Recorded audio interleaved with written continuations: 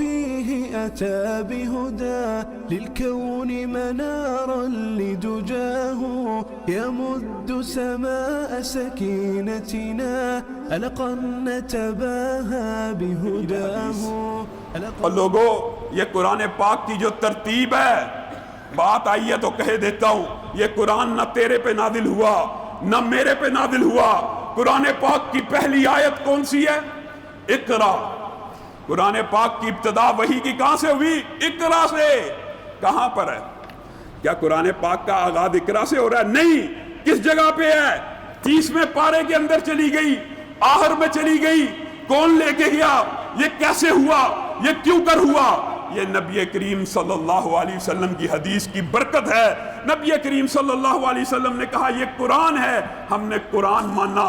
نبی کریم نے کہا یہ میری بات ہے، ہم نے نبی کی بات مانی.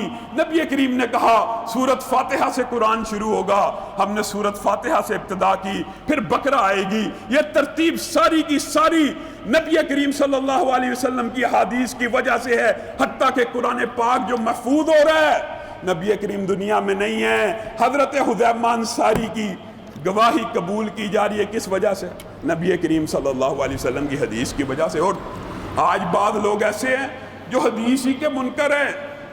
کوئی بندہ بڑا کج فہم ہوگا، بڑا کم عقل ہوگا کہ اللہ رب العزت کلام حمید کے اندر 700 سے زائد مقامات کے اوپر ارشاد فرمائیں بالواسطہ یا بلا واسطہ اس رسول کی زندگی تمہارے لیے نمونہ ہے.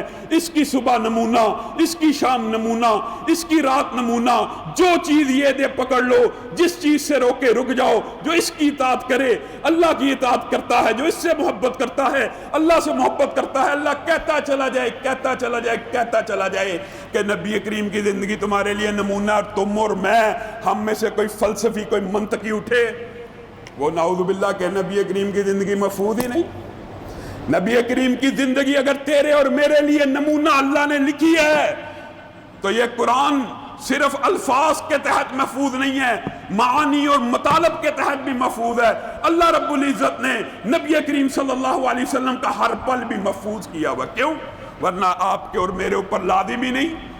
لَقَدْ كَانَ لَكُمْ فِي رَسُولِ اللَّهِ أُسْوَةٌ. تمہارے لیے نبی کریم صلی اللہ علیہ وسلم کی زندگی بہترین نمونہ ہے. نمونہ ہی محفوظ نہیں.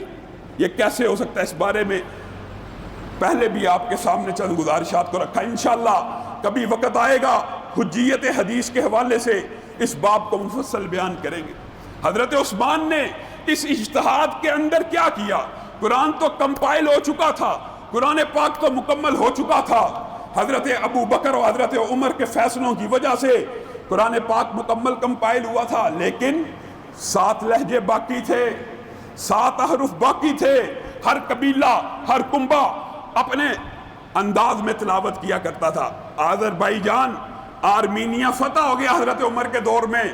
ساتھی آئے، کہا اب لوگ قرآن پاک کو، میں نے دیکھا ہے عجمی ہیں، نئے نئے اسلام میں داخل ہوئے ہیں، وہ جب شروع میں پڑھتے ہیں قرآن پاک کی تلاوت بڑے غلط انداز میں کرتے ہیں. ظاہر ہے جو بندہ شروع میں سیکھ رہا ہوتا ہے اس کے تلفظ، اس کے حرکات، اس کے الفاظ کی ادائیگی کمزور ہوتی ہے.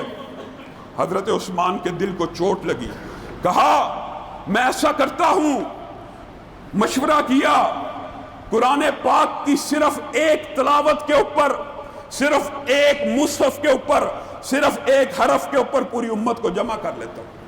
اچھا آپ یہ کام کیسے کریں گے؟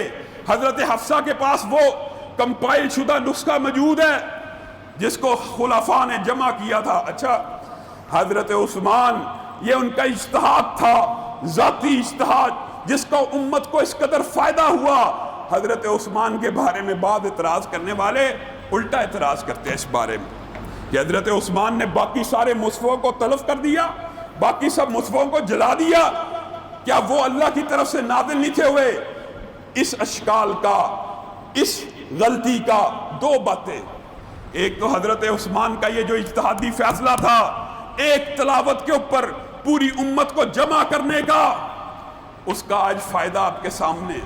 ایشیا کے سارے لوگ اس ایک مصحف کے مطابق تلاوت کرتے، لیکن کیا جو مصحف حضرت عثمان نے تلف کر دیے تھے اور یہ اللہ کی طرف سے نازل ہوا تھا، اس کی حفاظت اللہ نے کس طرح کرنی تھی۔ حضرت عثمان نے سارے مصحف تلف کر دیے، امت میں اختلاف ختم ہو گیا، ان کا مصحف رائج ہو گیا۔ وہ قراتیں قرآن کے تختیوں سے تو مٹ چکی تھی، لیکن حافظ قرآن قاریوں کے سینوں میں زندہ تھی۔ حضرت عثمان چلے گئے، قراء زندہ تھے، انہوں نے دوبارہ ایسے مصحف لکھے، آج بھی اللہ کے فضل و کرم سے 7 کے 7 احرف پوری دنیا میں زندہ زبانوں میں موجود ہیں۔ اور یہ بات شاید آپ کے لیے حیرت ہو، آج بھی دنیا میں 3 طرز تلاوت ہوتے ہیں۔ ایشیا کے لوگ، بر صغیر پاک و ہند کے لوگ، عرب کے اکثر علاقوں کے لوگ، ہماری اور ان کی تلاوت ایک ہے، لیکن افریقہ کے لوگوں کی ہمارے سے تلاوت احرف کے لحاظ سے، لہجے کے لحاظ سے فرق ہے۔ آپ کسی بالعموم لوگ یہ میرے سے سوال بھی کیا کرتے کہ لاما صاحب، ہم کئی قاریوں کو سنتے ہیں، افریقیوں کو یا لیبیا سے اس پار، تو ہم دیکھتے ہیں ان کا لہجہ فرق ہے، وہ کئی جگہ مجہول پڑھتے ہیں، وضوحے پڑھتے ہیں، تتبعہ الراجفی پڑھتے ہیں، ہم یہاں پہ کچھ اور پڑھتے ہیں۔ تو یہ وہ احرف ہیں جن کو اگرچہ حضرت عثمان نے مصحف کے اعتبار سے امت کو ایک تلاوت میں جمع کر لیا تھا، لیکن اللہ کو اپنا کلام ہر حرف میں جو 7 حرف میں نازل ہوا تھا زندہ رکھنا مطلوب و مقصود تھا۔ آج بھی 7 حرف زندہ ہیں، لیکن دنیا کی بڑی اکثریت مصحف عثمانی پہ جمع ہو چکی ہے۔ اکثریت مسلمانوں کی آج بھی اسی لہجے میں انہی الفاظ کے ساتھ تلاوت کرتی ہے۔ یہ حضرت عثمان کا اجتہادی فیصلہ تھا، جس کے دور رس نتائج برآمد ہوئے، امت میں اختلاف ختم ہو گیا، اور حضرت عثمان پہ تانا زنی کرنے والے کتنے بے وقوف ہیں، انہی کا مرتب کرتا، انہی کا کمپائل کردہ، انہی کا لہجے کا قرآن پڑھتے ہیں، اور نعوذ باللہ انہی پہ اعتراض کرتے ہیں۔